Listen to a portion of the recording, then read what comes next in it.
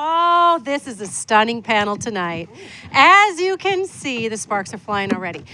We are so lucky to have all of the experience that we have and the variety, too, of the different aspects of filmmaking that all of our panelists will bring to you tonight. So first of all, thank you, everybody, for being here. And thank you, everybody at home who will be watching this. We're so happy you're here with us, too. So let's get started. Tonight is on production, as Melissa said, so I'm going to ask each of the panelists to introduce themselves and kind of like what they do. Okay? Do you want to start, Ashley? Sure. Hi, I'm a DP, Director of Photography. My name's Ashley Connor.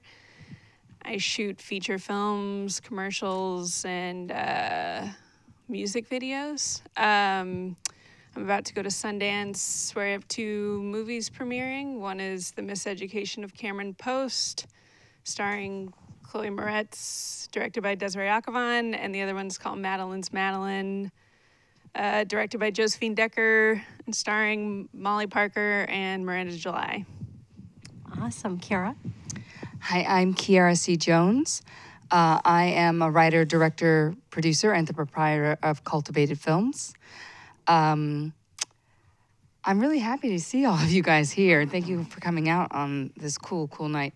I've been producing and writing and directing for about a decade now and done feature films, short films, music videos, pretty much the gamut, commercials, all of the above. And I'm excited to talk to you guys about creating your own projects. Wonderful. Bianca? Hi, I'm Bianca Jamotte Leroux. I started as just an actress. I was doing commercials and just became a slash later. So yeah, I was doing commercials and, under fives and co-stars. And then I had babies and decided to start making my own work. So now I am an actor / writer / producer and director when I have to be. Wonderful. Shahir? My name's Shahir Daud. I'm a writer-director. As you guessed by the accent, I'm not from here. I'm from New Zealand originally, but now live in New York. I have been writing and directing short films for good on 15 years now, and have had my work featured on CNN of all places, Gizmodo, The Verge, a lot of work like that. I also direct commercials and music videos, and have done the climbing the mountain of your short film a number of times. So hopefully we can talk about the challenge of climbing that mountain every time. Thank you. Wonderful. Jayce? Hey, I'm Jayce Bartok. I'm an actor and proud union member. Woohoo! I'm a writer that then became a director, that then became a producer. So, yeah. I most recently produced a doc on the life of Kevin O'Quan, the makeup artist, that just premiered and is coming out in the spring. And I love, making shorts, producing shorts. It's such a cool way to get ideas and visions out, and it's a cool way to put yourself in them because, you're an actor and you want to be in them. So, yep, that's me. Wonderful. I was wondering, just to get started, if you, our wonderful panelists, would tell us, like, who are your hero filmmakers? Because I know as actors, we all have people who are our heroes in on our side of the camera. I'm wondering, who are your hero filmmakers and why? So would someone like to start? I would say John Cassavetes, just because I always responded to the honesty in his films. And more than that, like as an actor, when you read like Cassavetes on Cassavetes, which is an amazing book, where he talks about him like calling radio stations, putting like flyers on the windshields of cars for people to come see like husbands in these movies that did not do well at the time, many of them. And just like what he went through and how he improvised, met somebody and was like, I want you to do sound on my film. And they're like, but I'm not a sound person. And he's like, well, you are now. And just like, it just blew my mind that, and with his group of like actor friends, so he's a big inspiration. Wonderful. Anyone else? I don't really have any hero filmmakers that are, really well known. I think the hero filmmakers I've met recently out at festivals in the last 2 years, is watching all the people who just love what they do and will do it no matter what, and find the way to get funding and find a way to put a crew together. Those have been my heroes that I've been meeting lately, because it's just incredible to see how much passion is out there. I think it's really easy to forget that, especially when you're doing the audition grind and you're out there, you know, trying to get a job to sell Advil. You forget that there's all these people out there that will just make film for the love of making film. And those are my heroes. Thank you. What a nice perspective, especially for all of us here tonight in the audition and work grind, you know, and like looking beyond that. Also, like some of those people that are working in other areas where things that we show up for, they might be interested in being part of your short film because they want to have some creative leverage and an opportunity to work with you and with your vision. So I think that's super exciting. And actually, you guys are all hero filmmakers because you're getting things done, getting things made. Anybody else want to touch on that topic? Otherwise, we'll move on. I mean, kind of to piggyback off of what she said, the contemporaries that are doing sort of the similar things to what I'm doing, and people who remind me of myself, you know, like Gina Prince-Bythewood, Casey Lemons, who is also an actress, who is a fabulous director. It just says, I like to watch people. Ava DuVernay, you know, she was engaging in relations before she actually started directing. The idea that these hyphenates are not in any way disrespectful to the craft, I think, is sort of a new conversation that we're having out loud. People tend to say, oh, you're right, you don't know what you are, you're a jack of all trades, you're a master of none, and all that sort of thing. And I think it's very not true. I think if you have talent and you have desire, you should be able to take those and your creativity and mix up whatever you want to make. And so I'm excited for you all as actors reaching into these other areas. That's great. Also, along the way tonight, when we're talking, if resources come to you that you know of that are like free or that are low expense, that would give actors an opportunity in the production line of work, you know, I mean, resources that someone might be able to get at a very low cost or free. Free is always good too, right? Because everybody's just getting started with this, and we're so happy to have you on this journey. I just can't wait to hear about all the wonderful projects that are going to come out of this series. Would anyone else like to talk about their filmmaker heroes? Yeah, I mean, I was thinking about that question a lot, and there's lots of filmmakers that I admire, but I picked out 3 that I think are interesting in relation to this conversation because of the short films that they made before they went off to make their feature film careers. And the 3 people I thought of are Paul Thomas Anderson, Damien Chazelle, and Andrea Arnold. So if you know, like you can think whatever you want of their body of work, which is long and extensive, but look for their first short films, which are Whiplash, Wasp, which is by Andrea Arnold, which is just incredible, and P.T. Anderson's film Coffee and Cigarettes, which is a 20-minute film that he took to Sundance. And these are all the launch pads for their careers. And I think what's interesting to look for is the qualities that became prevalent in their careers later on are either on display in those shorts or at a really neophyte stage. They're really early kind of development. And it's interesting, I think, when you're making a short, you know, because you're kind of like, I don't know what I'm doing, is to remember that the people that we idolize at some point didn't know what they were doing either and, you know, found their voice over time. So those 3 people, I mean, there are hundreds upon hundreds of filmmakers you can look at, but those are the, you know, you can watch those shorts online and they're really worth checking out to see, you know, the point at which a filmmaker started. Yeah. Well, and I think, too, when you're starting on something new, you really don't even know where to look to find out, you know, to get the information. So what's so wonderful about having such a panel of experts is that you each bring to you what inspired you to help you keep moving forward as you have been. So we really appreciate any tips that you have along the way tonight. So let's get started. Boy, how much can you shoot in a day? I mean, here you are. We've all been working on our scripts and just trying to make them as delicious and exciting as possible and personal. And like you were talking about being able to have the voice, your voice coming through. So how much can you shoot in a day? How realistic or unrealistic should you be? Ashley? I'll go first. Yeah. You know, I think that there's like a chart that exists that's like fast and like quality. And, you know, I've done upwards of like 15 pages a day, but like that's psychotic. And so you can't expect, but you can expect the best work to be done at that page count. And then, but also, so I think that there's a balance. It's like, what can you accomplish and how good can you make that? Because every single, like on low budget features, if you only have 20 days, you know, your schedule is packed so tight that at the end of it, it's like, if we had 2 more days, it would have made a world of difference. So, you know, like, and shorts are a little bit different, but I think that, you know, kind of trying to make something, I'm assuming we'll talk about like shot lists and planning, and everyone had a pre-prod meeting, but, you know, it's about creating something that's attainable, because nothing feels worse than like not finishing your day.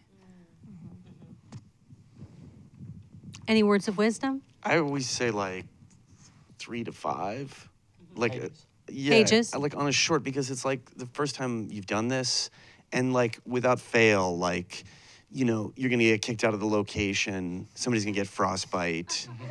There'll be like someone will have forgotten to bring coffee, the essential element. And like, so like I worked on a friend's short. He's a young guy.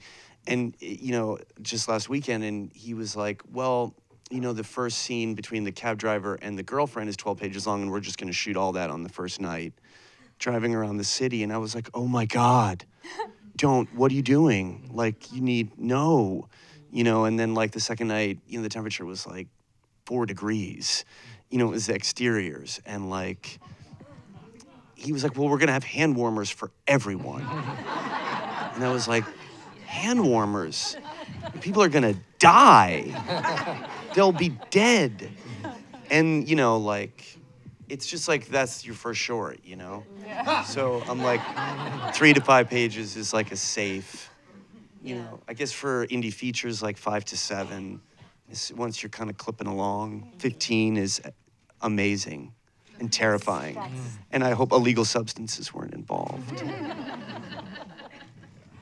I think it depends on like, it's kind of like, the question is kind of like how long is the length of string, you know what I mean? Like it could be, you might only have 2 days to shoot your short for whatever reason. I've done a short where we had an actor who had just gotten cast on a big show, and we had, you know, and the schedule became something like we could shoot with him on this day, we had to take a day off, then we could shoot with him on this day for these hours, and then we had to let him go. And the question becomes is, okay, those are the parameters with which I need to get 20 pages done. And so how can I make those pages fit within those parameters?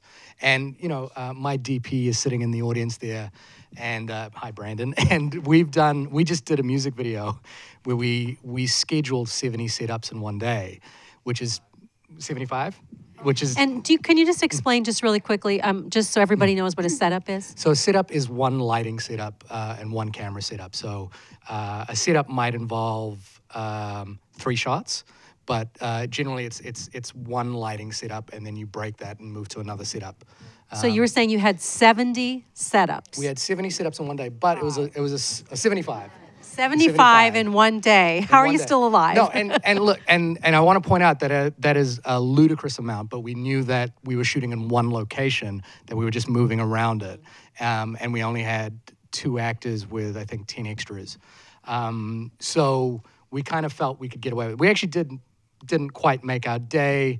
I think we hit 63 of those setups, something along those lines, which is still great. But the point I want to make there is the thing that needed to happen is we needed to finish.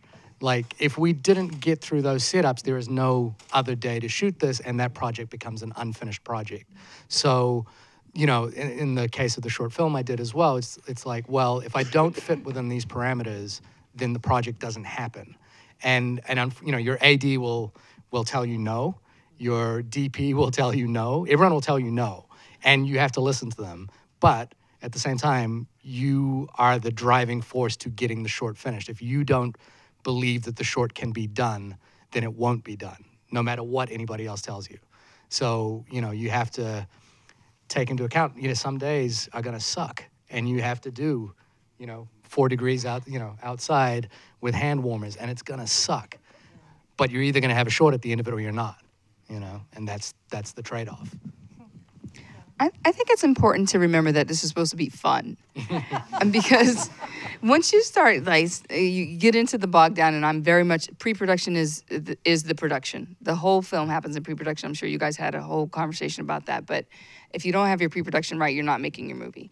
But at the same time, you're supposed to be having a good time. So if you're making a 15-minute short, and there's, you know, 60 minutes in an hour, technically you could shoot your short 4 times in an hour.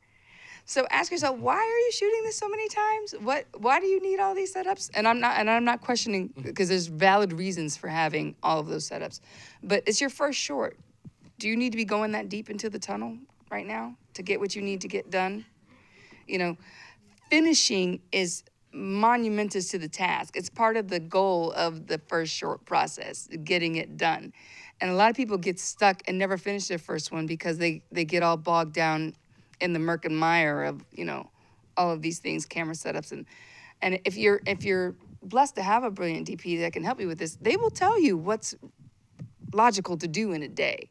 That's why you hire, hopefully, those great people and have them on your team, because they'll keep you out of the weeds. And when they say things like, I really don't think it's wise to schedule it that way, you should, you know, let your spidey senses tingle and listen to them.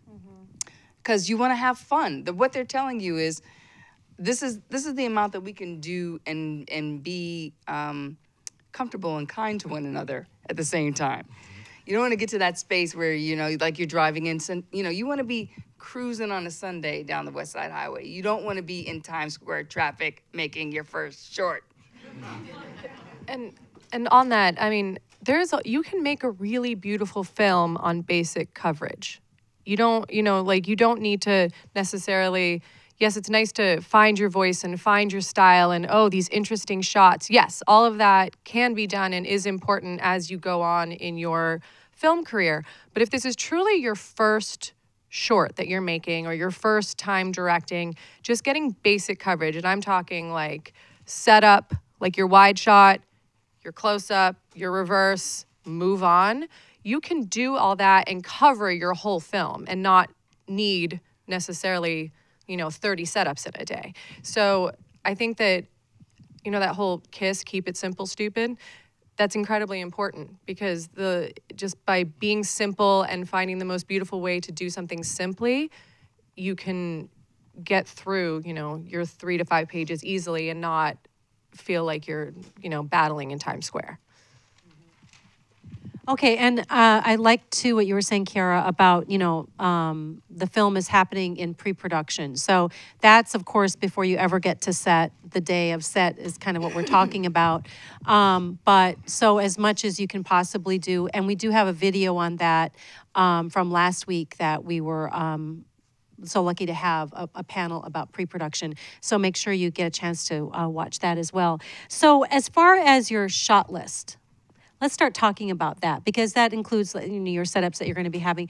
Do you want to address that, Ashley? How, when someone is talking to you about what the day is going to look like, and you're saying this is what's realistic in the category of fast or good, I mean, this is like what we can put together. How do you approach it?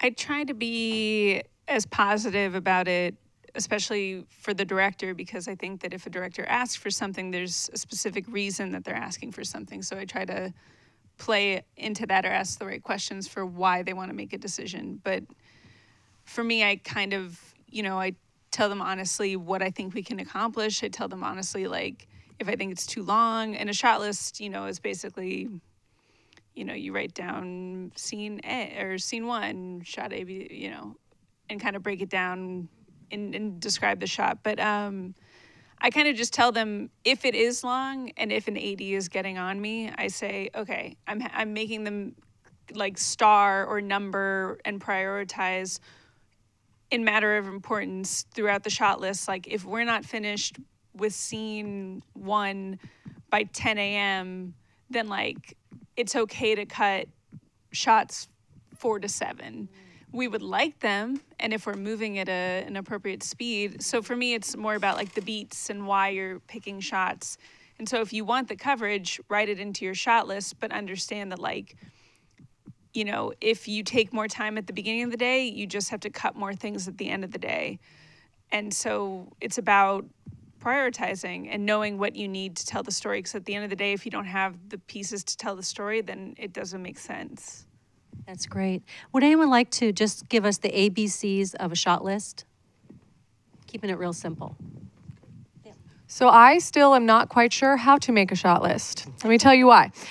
We're not taught that as actors. It's never something that, I don't even think I saw a shot list until I started directing my own projects. And you won't, if you haven't gone to school for directing or if you, whatever, you won't know how to make a shot list. So trust your DP. Sit down with your DP and say, this is what I'm seeing. This is what I think, and talk through it. And this is why pre-production is so important, especially for, I mean, I came at this fully from the actor's point of view. And I make shot lists now how I make them, and my team deals with what I do because I hire them. But, you know, I didn't go into this knowing how to make a shot list. So to make a shot list as an actor, you sit with your DP and say, all right, I'm directing for the first time and I don't really know what I'm doing, and I would like to see this, this, and this happen. And they go, okay, well, we can do it this way, and we can do it this way. And they go through, and you make a list of shots. And you usually, you know, you have your storyline, but you also do it by day. And you have these locations on these days. So you're going to have to do this scene and this scene, which is not scene 1, scene 2. It's usually scene 1, scene 6. So then you have your scene and the shots for scene 1, and then scene 6, which is, you know, whatever. So then it's 6A, 6B, blah, blah, blah, blah, blah. So there's all different ways also to make shot lists. I know just because I've YouTubed every single way that you can, because I think there are different ways. I'm sure there's some industry standard, but really, if this is an actor coming at directing for the first time, sit down and admit that you're coming at this from the first time and talk through the shot list with your DP. Your DP and your AD are going to be your best friends, your greatest allies, and they are going to help you through making a shot list. Shahir, go ahead, Kiara. Did you have something you wanted to add? It's very complicated, but at the end of the day, you only get one shot in the movie, right? So it doesn't matter how many angles you set up. At the end of the day, only one ends up in the cut. So I like to go at it backwards, and especially if you haven't been trained in this. If you think about your scene or your characters that are in the scene, if you only had one picture, one photograph, this is a way to help to communicate with your DP. If you only had one photograph, right, you've got a scene, these two people are in love, they're breaking up, whatever's happening. If you only get one photograph to tell the story of that scene, what does that picture look like? If it's the two of them face to face in turmoil, then that's your number one shot. If it's her back turned to him and him being listless at the window in the distance, then that's your shot. And you need to know, because once you decide what that one picture is, all the other shots will come out of that. Okay, she's got to be in the front, he's got to be at the window. That means we need his coverage at the window, we need her coverage from the angle that sees him in the background. And so that's number 1 is the big, number 2 is him at the window, number 3 is her with him at the window. And that's kind of how you can kind of begin to understand how to unravel what the shot list is. Otherwise, you're just going to start with a wide shot, a close-up, a reverse. Again, if it's, you know, her feet walking down the stairs, then you gotta know that. That's where the director part of this directing thing comes in. You're the one who's saying, yeah, these two people are in an argument, but I want to see her digging her toe into the ground till she's tearing the top of her shoe off, because that's how frustrated she is. That's the important part. So you start to look at your script visually in the single, and then once you know, like, I gotta see this, then you can begin to start to dance around to the other things. It's just one method of how to approach the many, many ways you could deliver the visuals. And then as far as like making the actual list, that's where your DP comes in to tell you like, okay, well then we're going to need to set it up from here, and we're going to need this for this setup, and we're going to need this. I mean, there is the artistic part of it, and then there's the technical part of it that communicates to your crew what you'll be doing that day. Did you have something you wanted to add? No, actually, I 100% agree with that idea that you know, your shot list should be based off the one image that matters the most. But I guess, you know, I come from it from a editing point of view, where I edit a lot of my own work, and you know, it's sort of, I think about, well, okay, I want to, in this moment, I think the beats are here, and this is where I think a cut will happen that will explain how this emotion feels. And so I will go, okay, I need this shot and this shot in order to make that moment happen. And my shot, from a practical point of view, the way I tend to work is I will just use a spreadsheet and come up with a shot list, and that'll be, you know, broken by scene, and it'll be like, okay, I think, you know, like you were saying, I need a wide for this. I need a real close-up of her hand for this. I need a shot of her shoes for this. And so that'll be, you know, say for the case of argument, the simplest scene ever, it's just made up of 3 shots. Then I hand that off usually to my DP and AD at the same time. The DP will look at it from a lighting point of view and say, okay, this is the most, you know, this is what I think would make that scene look the best. And this is what I think, you know, needs to happen in order to get that lighting there. This is what I need. And then my AD will say, in terms of scheduling and making the day the most efficient it can be, we should shoot it in this order, you know, doing that. And I think the thing that's really important there as a director, if you're directing this, is that what's happening is your big idea is getting broken up into little pieces. And it has to, because everyone needs to know what they're doing. But you have to hold on to the big idea. And what you have to make sure that happens is when you get down into the minutia of that one shot, you know why that shot is important because of how it fits into the big idea. And so the shot list is kind of, you know, like is basically taking your big idea, breaking it down into tiny little pieces because that's the way it works. And the most important thing that you can do if you're making this film is hold on to that big idea, because it'll get lost and your day will get nuts and people will be yelling at you and you'll be kicked out of the cafe and your actress won't want to work, and you know, you're going to run out of time and money and car doesn't start and all that stuff is going to happen. And the only way you can respond to those events, I think as Ashley was saying earlier, which is like, okay, we can drop this, is because you know, okay, in the big idea, ultimately this little shot that I had of the hand doesn't really matter. You know, I can get away without it. So that's the, you know, the thinking behind the shot list for me. And that is amazing.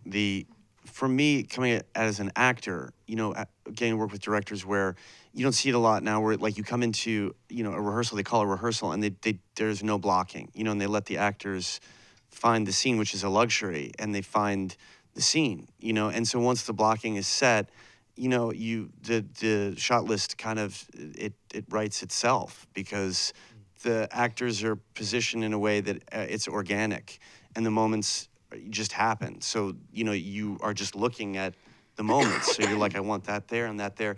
And so then like, no matter what happens, it can't really unravel because you've seen it and it works. So like, it's all there and essential. You're not like trying to force a shot or force an actor to go in a way, because there's nothing worse than capturing something that's false because, you know, it just won't hang together. So that's how I've learned to approach it. You know, you make like your list of what, you know, you think that you're going to need, but then you get in there and you let the actors find it, which is a luxury because usually people want to get to the set and they want to start shooting immediately. But you let, you know, the most important things happen for, you know, a half hour, 45 minutes, and then everything goes so much quicker. And then, you know, you revise your shot list based on what you see with the blocking, and you work with your script supervisor to say, I don't need that shot now, but I want this shot. And then it kind of like, I find like when a scene works, it's easy to shoot.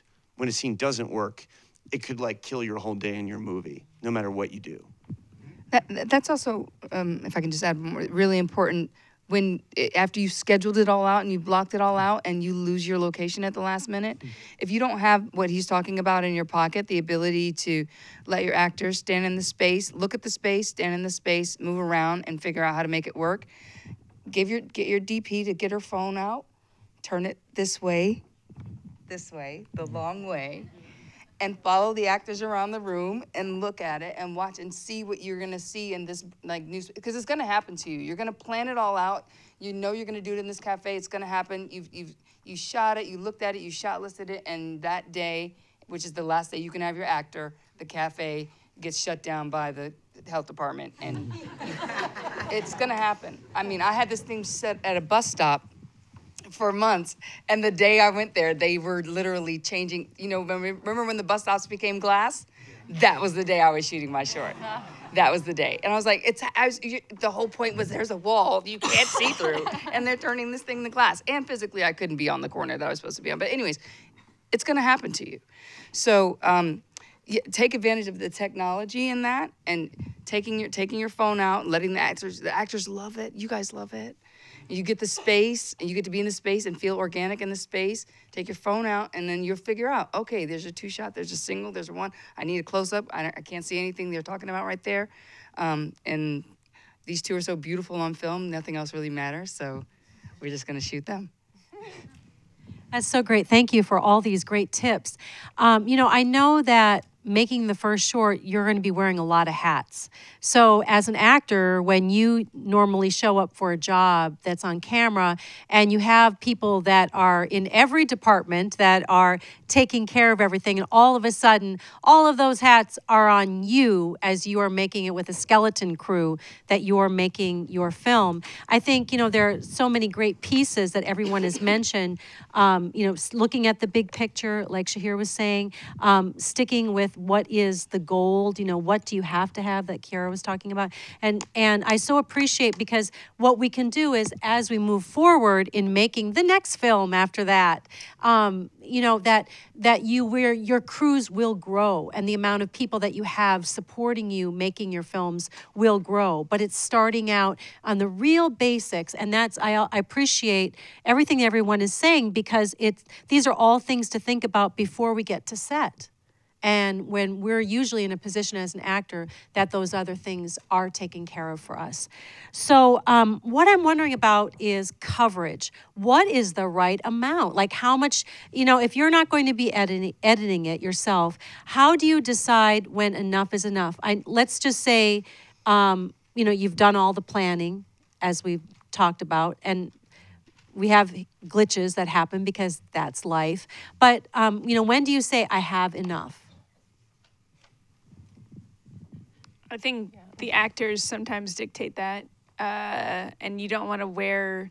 Some actors are better at the head, some of them are better at the end. You know, take some warming up, but like you kind of feel it by the staleness in the room, and after you kind of go through it too many times, like you don't want to wear everybody out, and you don't want to like give away the good stuff without getting everybody seen. So it's like a weird balance, but like you just kind of feel it in the room when everyone seems too tired and no one's giving it their best anymore. And then you're like, all right, well, I guess that's covered.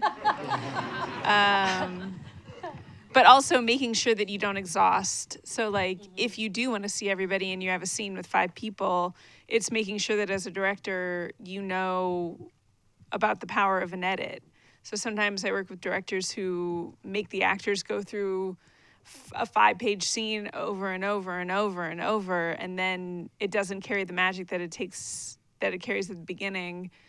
And maybe it turns into something else, which is cool, but ultimately it's like understanding your performers, and sometimes that means like, you know, I'll ask a director, I'll be like, who do we go with first? And it's usually, once they get to know the performer, it's usually about like, I know that this person gives it better up front, or I know that they take a while, you know, and it's kind of it's always keeping that at the back of your head, because at the end of the day, if your performers give up, like you don't have anything. So it's really about prioritizing kind of what they need to give the best performance. Fabulous. So my the project that I base most of my stuff on is Real Mommy Confessions, which is a web series, and we did 39 episodes for 2 seasons, and have worked with all different size casts for it. My most exciting amount of coverage was when we had 2 cameras and 2 camera ops, so we were able to get, like, because we had quite a few people, and we all had to be drunk and having a good time, and it's easy to wear that out, as you know, like you play drunk for 3 hours and you're like, I just can't anymore, can I just play sleepy? So the sleepy drunk in the corner. But so that was fun, having all of that extra coverage. It made it really tough in editing because there was just so much to choose from, and that sounds like that's a really fun problem to have. But I think you feel it when you get the scene, that there's that, like a lot of what we did was comedy in Real Mommy Confessions. So there was that moment where we did the big climax of it, and it took us a few times to get it. And then the director at the time called cut, and we all burst out laughing. That was enough. We did not need to go any further. We nailed that scene. And then the director said, one more.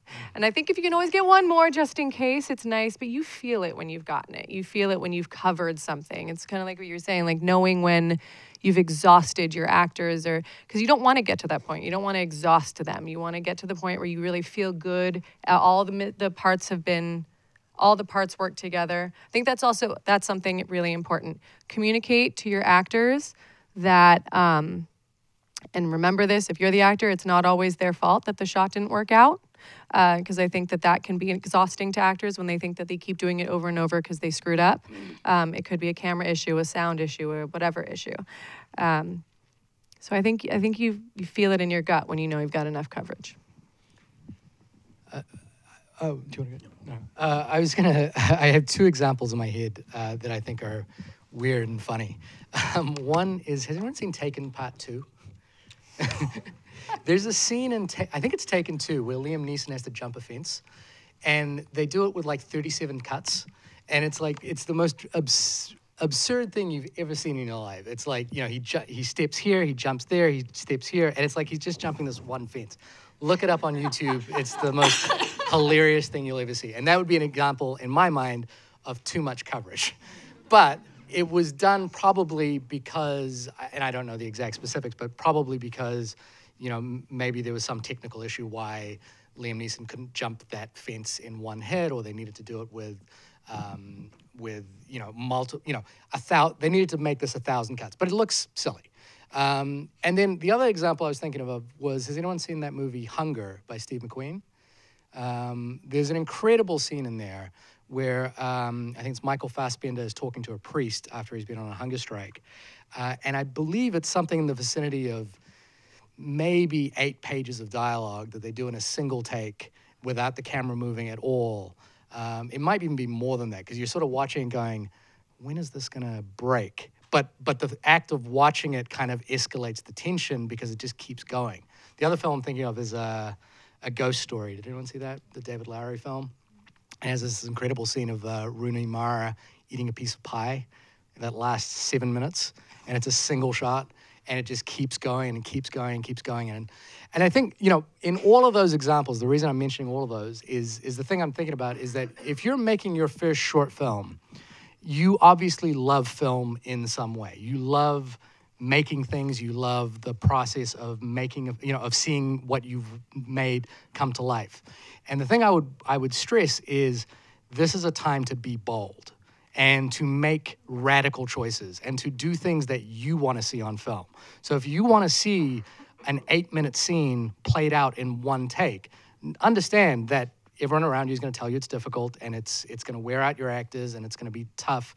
But if you have a reason for doing it that makes sense to you, and it's important, and it's because it comes from a place of love, like you love the idea of this, and you think that this will make what your film is special because it came from you, then be bold about it. Like if you think, like covering a scene with 30 different cuts is going to make it interesting, because that's what you want to see, then you should be bold about it. And, you have to, the thing about directing for me that's, you know, like I went from, you know, shooting my own shorts and lighting it myself and doing everything to all of a sudden turning up and there's like 5 trucks and all these people and I don't know what any of them do. And the biggest, scariest thing suddenly is like, you know, like the short that I did a month ago, I could turn the camera from here to here if I wanted to. But now with all these people standing around me, if I want to turn the camera from here to here, I have to like, it's going to take half an hour or 45 minutes or an hour or whatever, and it's going to throw the rest of my day. So, but, you know, the more you do it, the more you're like, okay, no, I want to, you know, I want to turn the camera from here to here, and I know it's going to take me 45 minutes, but it's really important that I do it because it's what this film is about. So like, you know, like empower, if you're making your short, empower yourself to own that short. It's yours. It's something that you have made, and it's only, and the thing I want to stress is it's only you could make it. And if it's only you could make it, what's special about it that comes only from you? I think, you know, that's what I think about. Can I touch on something on that? I 100% agree with you.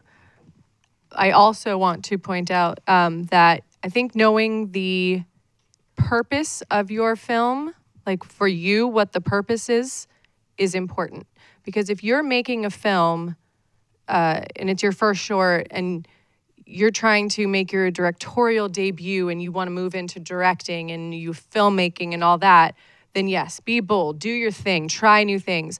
I think if you're coming at it from the perspective of, I really want some good footage for my reel, I really want to start getting myself into festivals so I can make those connections, I think that there's a very different way you shoot a film. I started doing my series, which is now picked up for distribution with a new streaming company, because I just wanted to start acting again because I had been a mom in the burbs for a year. So, and I was going completely insane. So I just wanted to get back on camera and do something fun that I felt was relatable to other moms and other actresses and be a human again.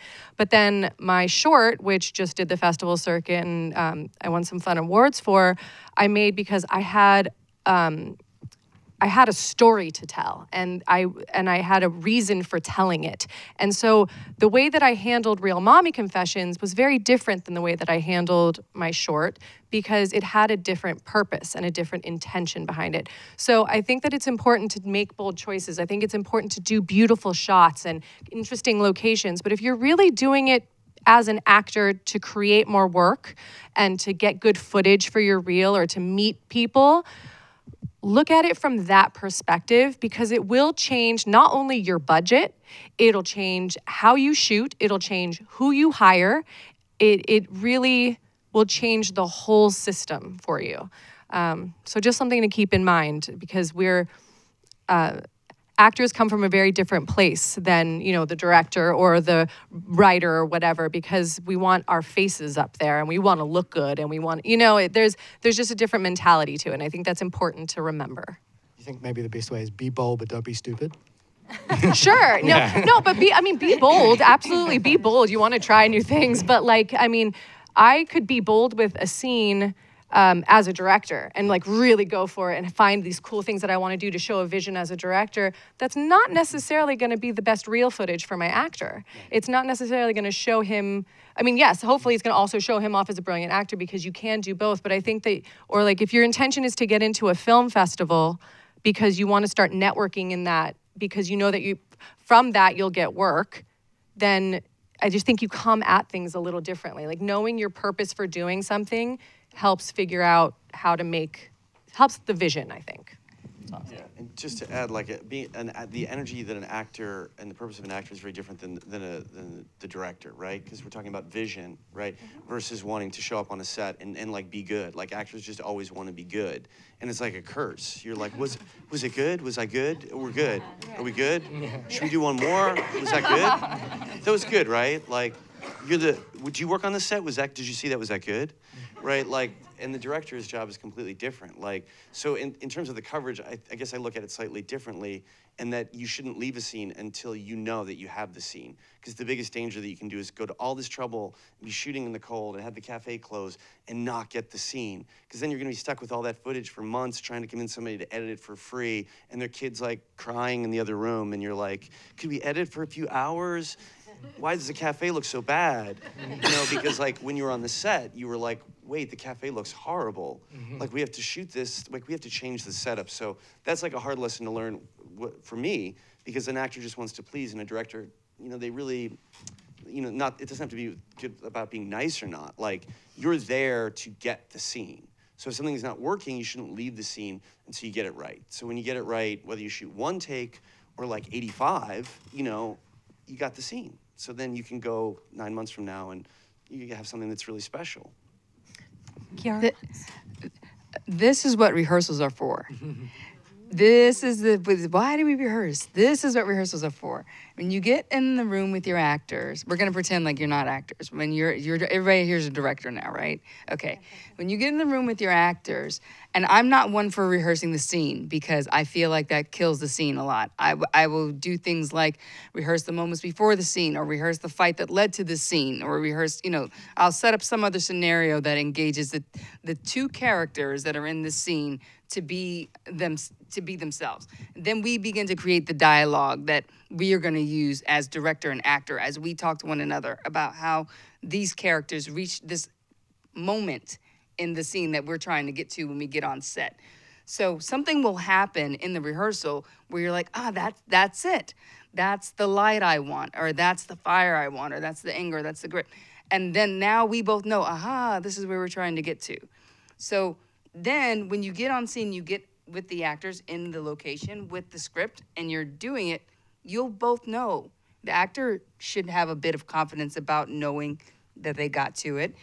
Or if the director says, no, that wasn't it, now we can have a dialogue because wait, when we were in rehearsals, you're not starting from the abyss. You're starting from a place where you're like, oh, we were pretty close to it at the rehearsal, so I thought that was it. Tell me how, now we can engage on how to get there from here.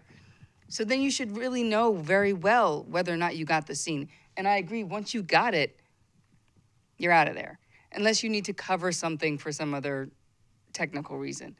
But I think people, I don't know what a lot of people do in rehearsals, but I see them on set shooting takes, you know, when you get to like you do takes in letters. I'm a K, my name is Kiara. So if I ever get to my name, if I ever get to K, something's gone terribly wrong. We shouldn't be this far. We shouldn't be this deep into this tunnel on this.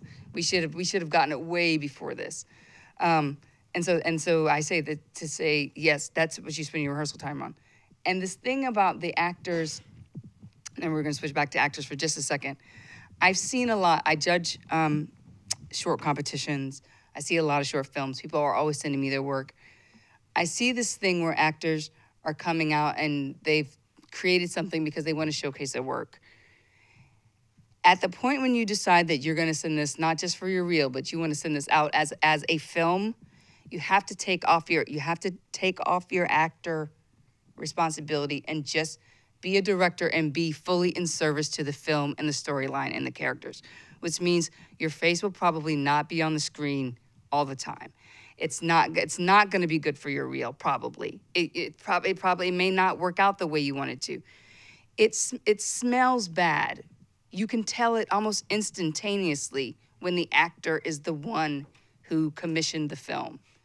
It's like when someone throws their own party. The party is supposed to be about you, but it's supposed to be about us celebrating you, not you celebrating yourself. And it's just. I'm going to politely disagree with that. I mean, I understand what you're saying about the desperation of like, oh, this is a me film kind of thing. Like, because, I mean, but at the same time, I think if you're the kind of actor who serves the story and you're the kind of filmmaker who does it to serve the story, then you are doing your job as an actor. Yes, you have to take your actor hat off. The film that I just did that I walked away with some really nice awards for was because, first of all, I look like shit in the whole film because I took my actor hat off and I was like, I'm probably not gonna be able to like look pretty in this, but it's to serve the story. And it might not lead to me, you know, getting the co-star of Pretty Girlfriend, but it's going to show that I can act. And it's going to show that I'm willing to do what it takes to serve the story. And I think that it is possible not to throw your own party, but sure, yeah, does it look funny sometimes to see directed by, written by, produced by, starring? Yeah, but at the same time, I wrote that. I directed that. I produced that because I know I can play that role. I can play it well. I have a story to tell, and I'm going to tell it to the best of my ability. My writing partner is here with me tonight, and she is incredible because she not only wrote, directed, and produced her film, Wild Woman, she played all 13 characters in it. All 13 characters, Wild Woman. She took home incredible acting awards for it. She's gotten tons of work from doing that film. And there was nothing that felt desperate or, yay me, celebrate me. It felt like an actor who was like, let me show you what I can do. Because I'm not girlfriend number 2. I am a lead actress, and I can play all of these roles. And I feel like, if this is a group of actors who want to make films, you're going to want to be in your film. And you're going to want to show what you can do, or else why make the film?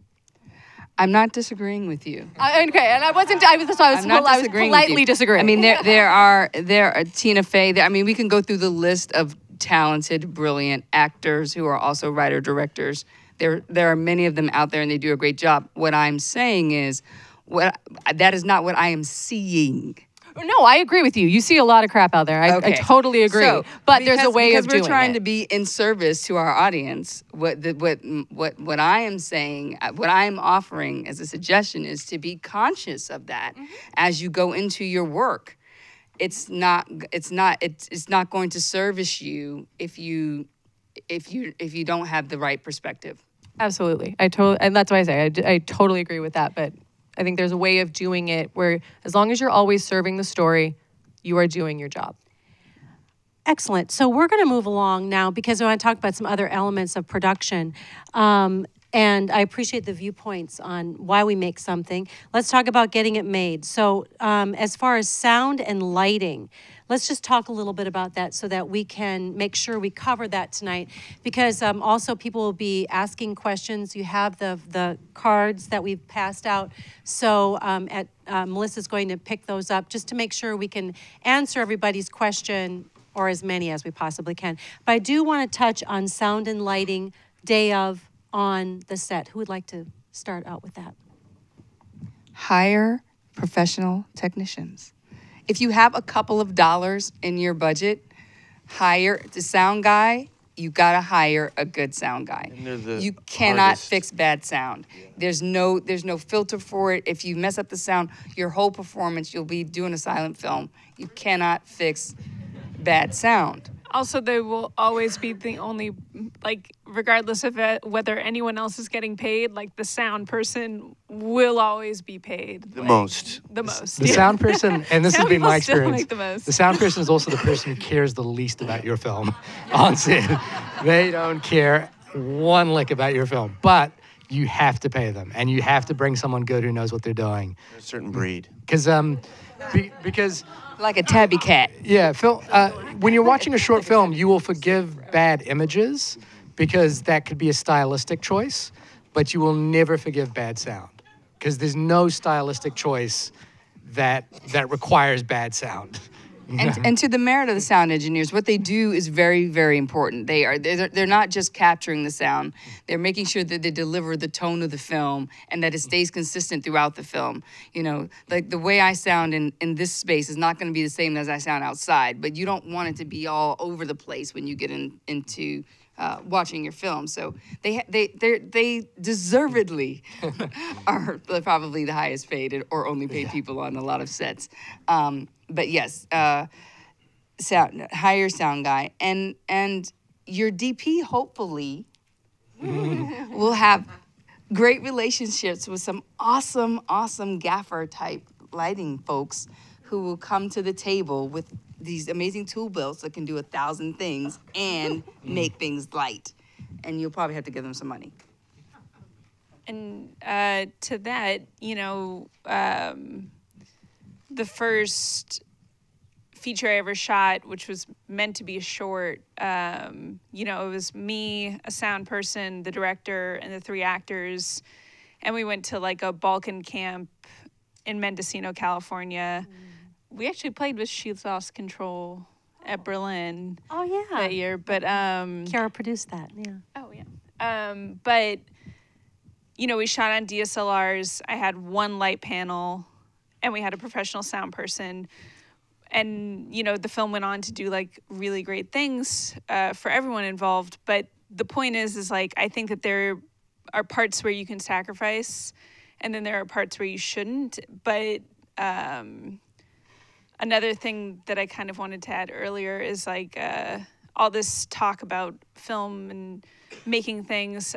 You're at a really privileged point because you're beholden to no one, and you don't have financiers knocking on your back all the time, and you don't have you're not beholden to anybody, and that gives you a lot of power in the situation to do what it is that you want and make it how you want. Because once money's involved, you have producers and you have people constantly on set trying to control you and trying to change what it is that you want to do. So it's better to like flex your muscles at the low level where no one can tell you. And the only person who tells you what to do is you. And that's kind of like the most privileged position to be in, and the most experimental, and the most playful, and the most fun. And like you can do it now with, you know, cameras. You can make something look good on your iPhone. You can do it with little to no means. It's just you have to like allow yourself the space to create, I guess. That's a great point. It's you don't have to have a lot of lights to have great lighting, you know. Don't tell the DPs and gaffers I said that. But they're all about controlling the lights. I've seen DPs do amazing things with like the beadboard and just a piece of cardboard and, you know, a white sheet in the window hung the right way, bouncing light. They're about shaping light and controlling light. So it's not about like spending a bunch of money to have a truck full of lights that you can pop out, which they love. But it's important to try to give them the tools that they ask for, to have conversations with them respectfully about what they need to deliver what you want cinematically, because it makes a huge difference in the production value of your film. Go ahead. I think as well, you know, I know we're in a room and it's about acting, but your DP, you know, like I think you can get into this mentality with thinking your DP is kind of like a algorithm. You know, you tell them one thing and they'll do it. And your DP shouldn't be that. They should be a person who you collaborate with like you would an actor, where they can find you things that you hadn't thought of, and they can do things in a way that you hadn't considered. And the reason you want someone you gel with creatively is that they get it and they like what you do and you like what they do.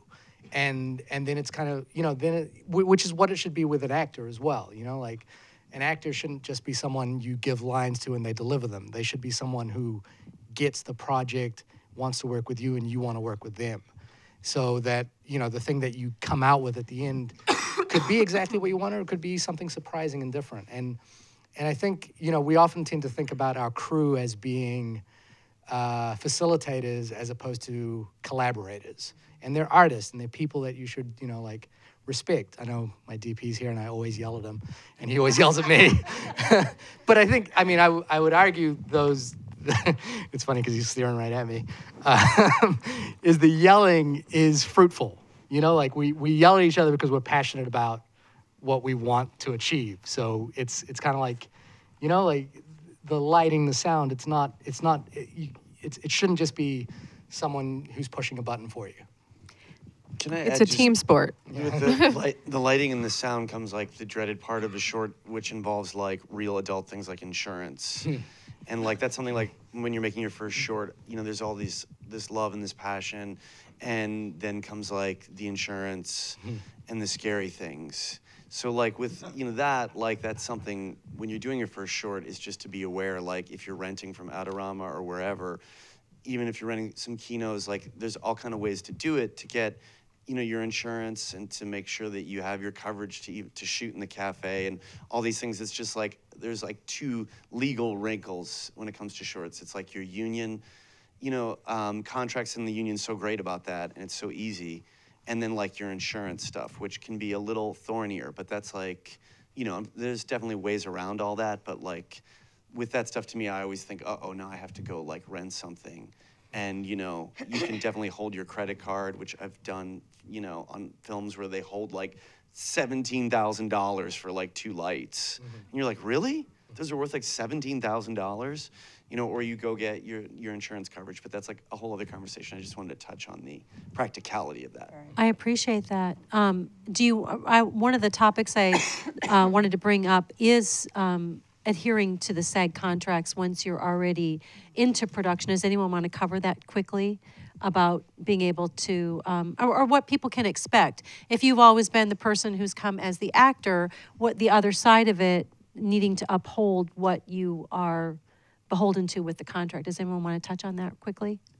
I mean, I think the union makes it really great. Like, if you're making your film, you can either make it as an individual, or if you have an LLC, and you can become a signatory.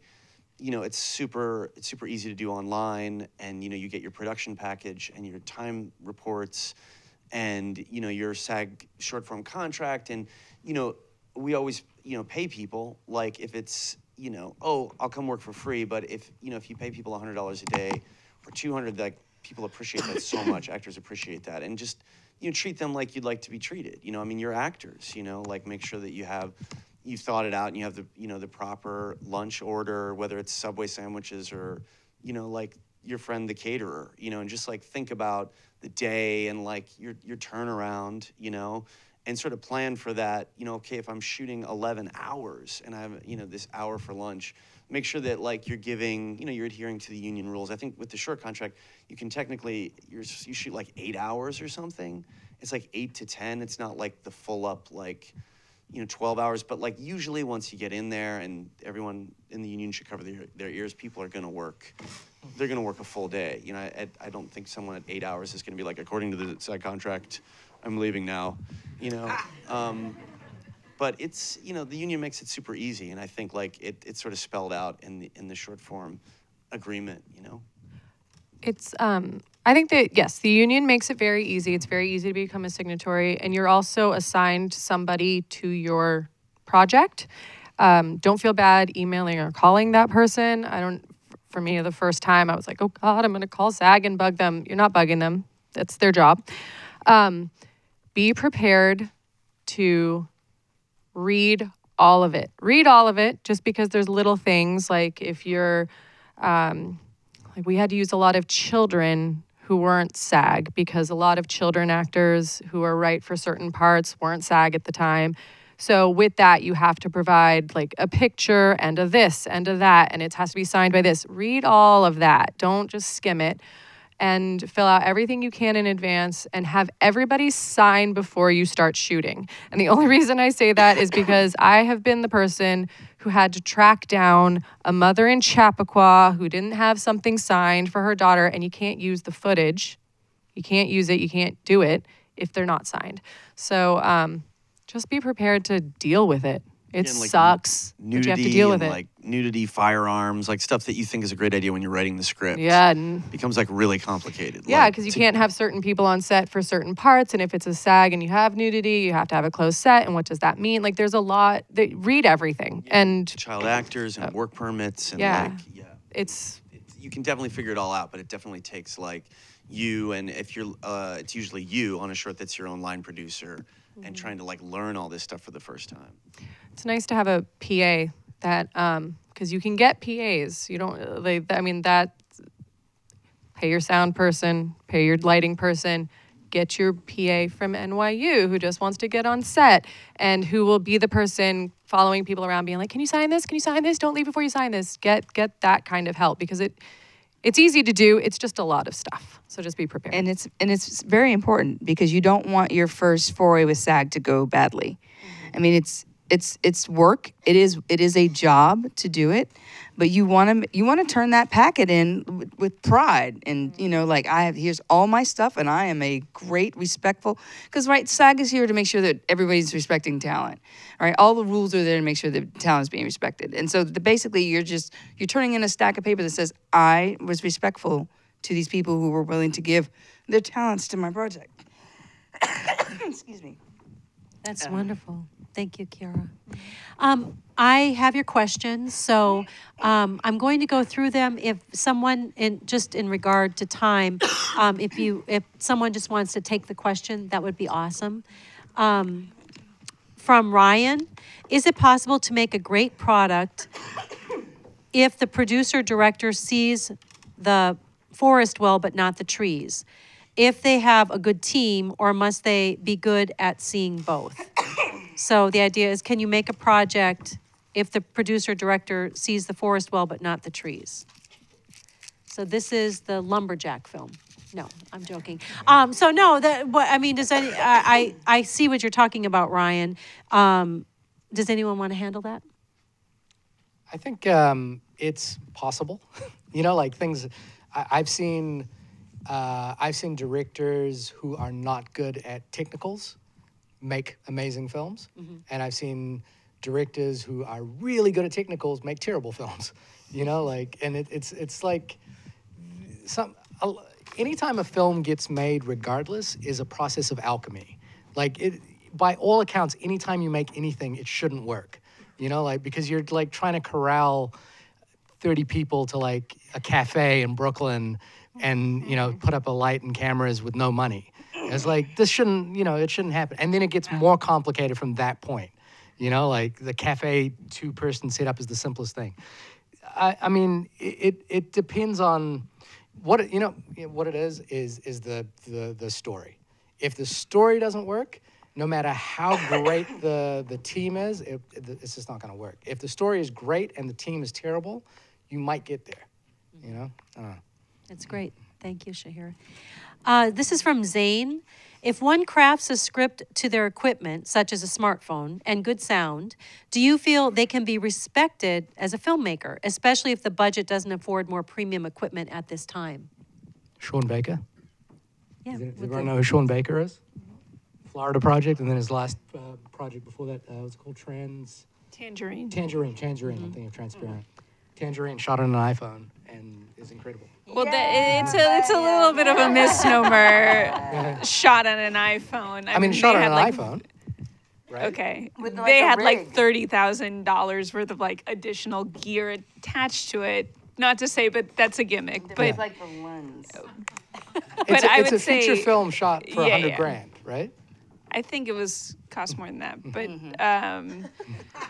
But that's being said, yes, you can always just shoot on your iPhone. And at the end of the day, I mean, I've been making a series of short films with my partner starring our family members. And we get like the cheapest camera for free from a friend. He does sound, I do picture. And we go for a weekend with our family members, and they don't look that great, and they sound okay. But they're playing around film festivals, and I think, people will forgive bad tech. They'll forgive an image that isn't totally there. It's like, can they connect with the image? Or like, can they connect with the story? Can they connect with the characters? That's so much more important. So it's like, go shoot it on an iPhone. Who the fuck cares? Like, at the end of the day, if somebody's going to judge you based on that, they're probably not your target audience anyways. That's not to say, like, you don't want nicer gear, but, by any means necessary, I think that's what's so democratic about where we are, is that you can make work. And some of the most exciting work is coming from, teenagers only shooting on their iPhones. And that's really cool. And it's breaking down the system in a cool way. Just one note about that on the technical aspect. Yes, I think you can shoot on your iPhone or whatever camera you have, and I think you could be respected as long as your story is connecting with the audience. But there might be a point at which you have to meet some sort of technical specification. And therein lies the rub. Like, let's say you get into some great festival. There are some great festivals who have like awards that include getting distribution or, screening on HBO or something like that. And then your materials are going to have to go through QC, and if it doesn't meet tech specs, then you get kicked out, which I've seen happen to people, which is very sad. Do you want to explain? Someone's saying quality QC. QC, quality control.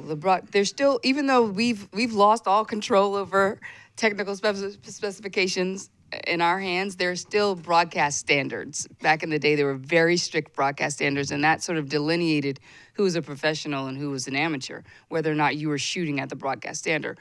Well, now they're all over the place with the 1080 and the 2K and the 4K, and it's all over the place. But there are still broadcast standards, and if your material doesn't meet broadcast standards, they won't air it. You'll see sometimes older footage, especially stuff in the 90s when we were shooting on video. They'll take it on your big TV and it'll be in a little square now and it'll look all grainy. That's because it doesn't hold up. There's not enough pixels, there's not enough information there for that to spread across the screen. So the only thing they can do if they want to show that, and they think it's important enough to still show, which is the difference, because a lot of things they'll just say, we can't show it.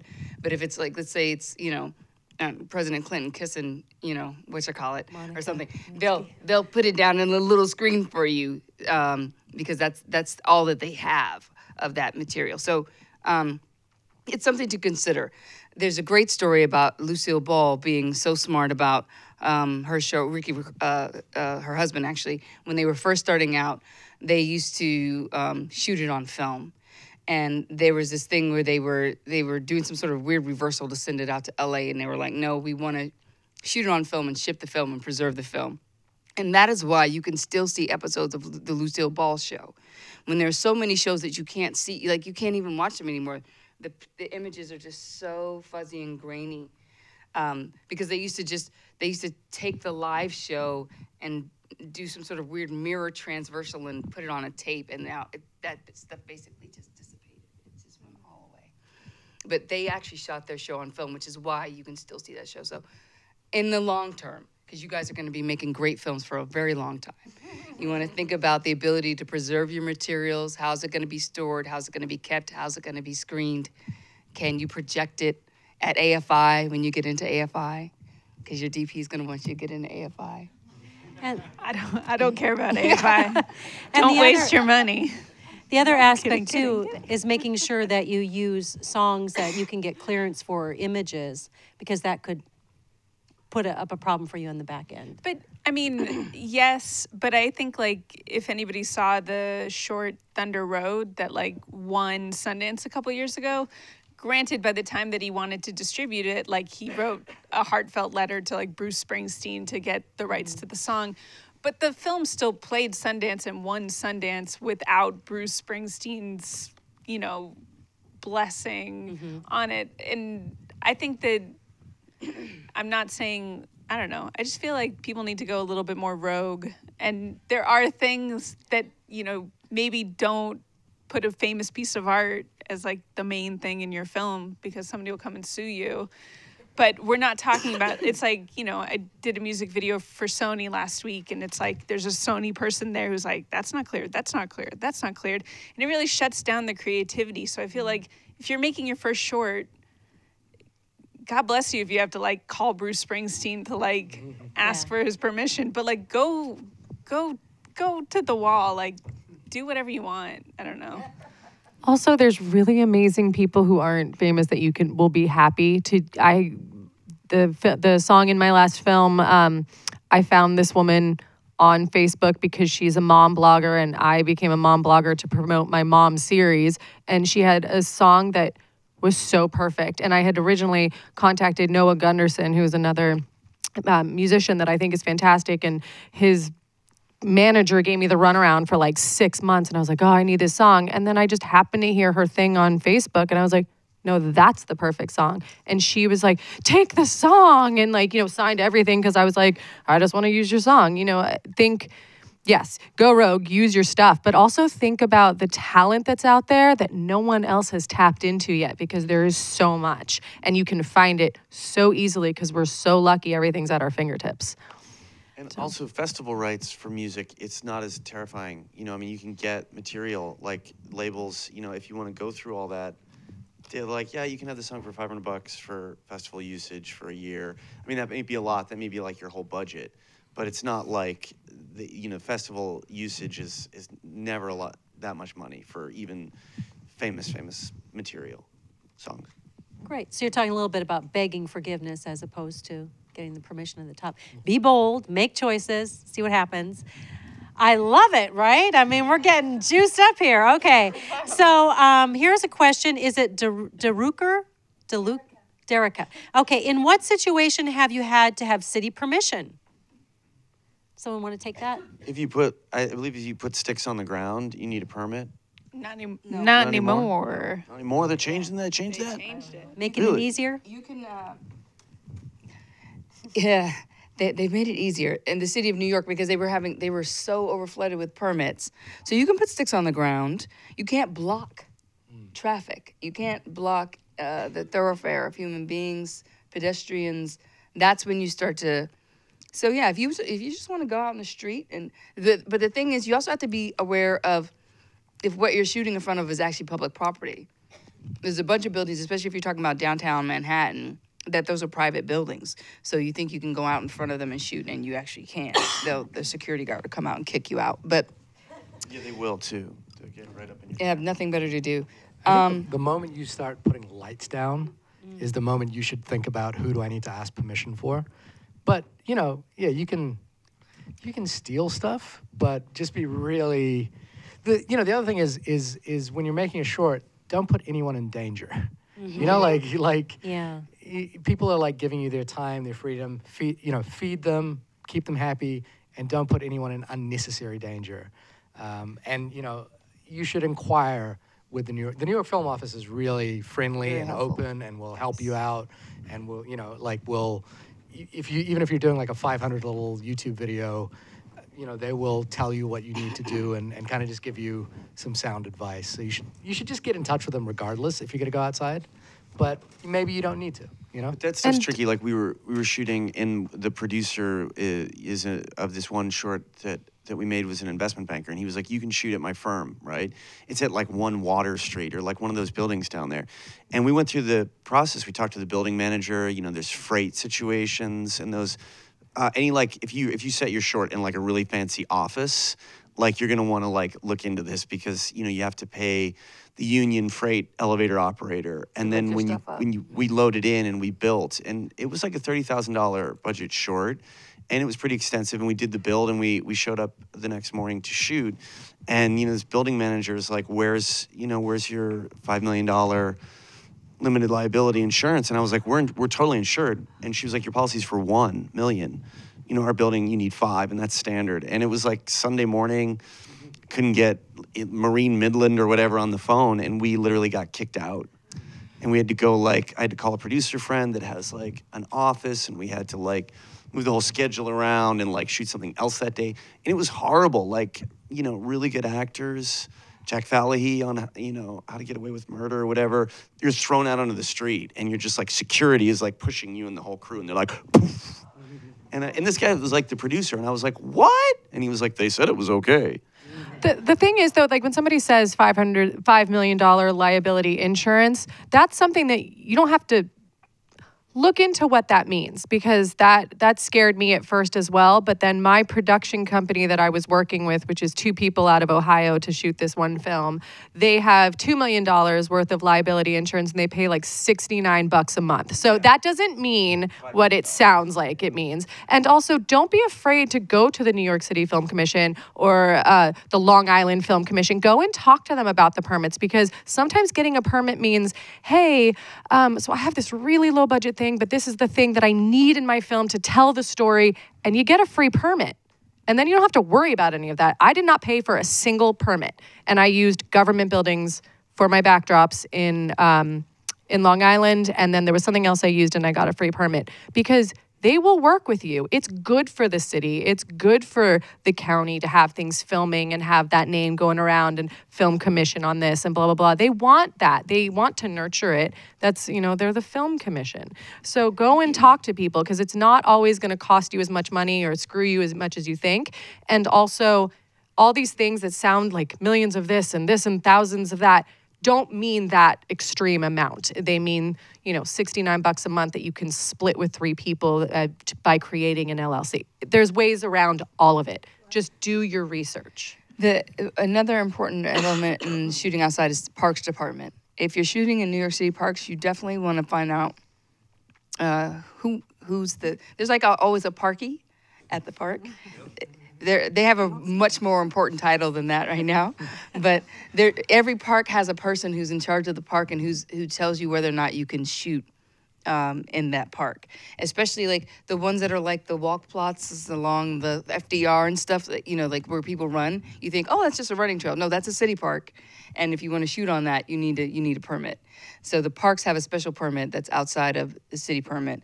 But there's great locations that you can get by getting access to the parks. And then you have like these high rises and you can see over stuff. And so think about that, because they tend to be nice, but they're bureaucratic. You got to do it in advance. You can't be last minute with those guys. The parks, you know, they like to be tickety-boo and tidy. Well, I have to say we're getting to the end of time here. With this particular video that we're doing today, there will be more coming up, but sadly, because I feel like we could go on and on about these topics. I knew it's huge, production is huge, but I so thank you for all the wonderful insights everyone has given us tonight on the panel. There's one final question that's from Jody. How did you find your crew? Which I think is a really, thank you, Jody, is a really great question. Would anyone like to take that? I would love to. I love this question just because I think some of you are sitting next to your crew right now. So when I was putting together Real Mommy Confessions, I thought, okay, I have a series that I want to make. I want moms of all different ages, all different races, all different body types. And then I laid out all the ladies that I knew, and I was like, who does what? And I realized that my 60-some-year-old friend, not only is she a great actress, she's a great editor. Boom, actress, editor, in the bag. Her boyfriend is an Emmy-winning DP. Boom, there's my DP. You start looking at the people you know, and like one of the girls who is a Mexican plus-size model, she is brilliant at social media, and it's a web series. Boom, she's on my cast. Like, you start looking at the people you know, and you have your entire crew, or at least a lot of it. And the reason they will work for low budget or for free is because it's going to enhance their career as well. So I got really excited to put together my crew because I knew that what I was doing was serving them as well. And it was super exciting. And yeah, look at your peers, because we all now have computers that have Premiere on them or whatever. Like, you can do it to benefit everybody. You don't have to go out and hire a director, DP is one thing that I think you really got to be smart about choosing, because a bad DP, I mean, you're kind of screwed. So yes, DP and sound, look outside the box, but you probably have your editor and your director and your producer sitting right next to you. Thanks, Bianca. So if we could each tell everybody what you work, well, you did start a little bit telling what you're working on, but where they can find you. And also, as you know, that you'll be able to, Melissa's going to send an email with everybody's website address. So if you could just, closing thoughts and how we can find you. Closing thoughts. I don't know. Have fun. Be playful. Yeah. Go crazy and make something that other people wouldn't make. And I guess you can find me on Instagram at Miss_Ashcon. Okay. Kiara? You can find me at cultivatedfilms.com, and that's the email address, and the Facebook page and everything is Cultivated Films. You can find me. And I would say just make sure that you're being honest about whatever you're doing. That's the one thing that always sort of, we'll ride with you until you lie to us, and then we don't want to play with you anymore. So, it's the basic acting stuff. You just have to put it onto the big picture of the film. Wonderful. Thank you, Bianca. I'm Bianca Jamotte Leroux. I guess you can find Real Mommy Confessions by Bianca Jamotte Leroux is the easiest way to find me on Facebook. And then my website, you can email me directly through it, which is biancajamotte.com. I'm working on the series. I've got the next season coming up, and another series that is in the works with my writing partner called Married to the Mobolinos, which is Everybody Loves Raymond meets The Godfather. So that's really exciting. I guess my advice would be just go out and do it. Make your stuff, have fun, be true to the story, and yeah, don't be afraid. Just don't be afraid to not know, and surround yourself with people who do know. Like, surround yourself with people who you can learn from. I think as long as you're around good people and talented people and you're always learning from them, then your film will be great and your next film will be better. Wonderful. Shahir?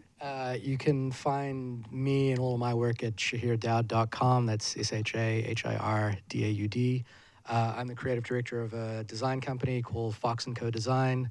That's foxandco.design.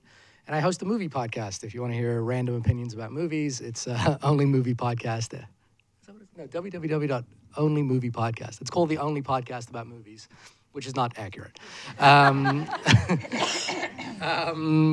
You know, the thing I was thinking about was, like, someone mentioned earlier that, you know, you should be having fun.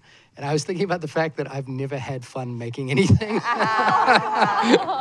But I wouldn't want to do anything else. So I think this is the worst advice ever. Even if it's not fun, you know, like, you're making films. Who gets to make films? That's cool. You know, and it can be painful and it can be difficult and it sucks most of the time. But, you know, at the end of it, you made a film, and that's like, nobody will take that away from you. You will be on your deathbed and you'll be like, I made that. And, you It's know, like giving birth. Yeah. Like, it Which I haven't sucks, done, but then you have this baby. Yeah, exactly. So, give birth or make a film. Choose wisely. Thank you for your honesty. Jayce? You can find me at Jayce Bartok on Instagram, or at our company Vinyl Foot Productions. I mean, I feel like shorts are like stories that you tell around a campfire. You know, they're like short, and you're like, what happened? Then what happened? What? Wait, what? You know, so like, tell a great story. Like, just tell a really, really great story and blow people away, scare them, make them cry, make them scream. Tell a great story. I love it. Thank you. Thank you to our wonderful panel. We so appreciate you.